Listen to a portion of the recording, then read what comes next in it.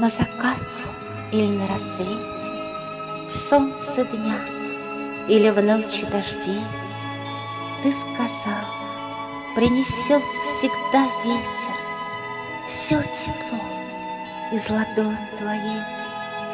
Ты сказал, просто выглянь в окошко, посмотри, караван облаков проплывает, подставь лишь ладошку и почувствуй мою любовь.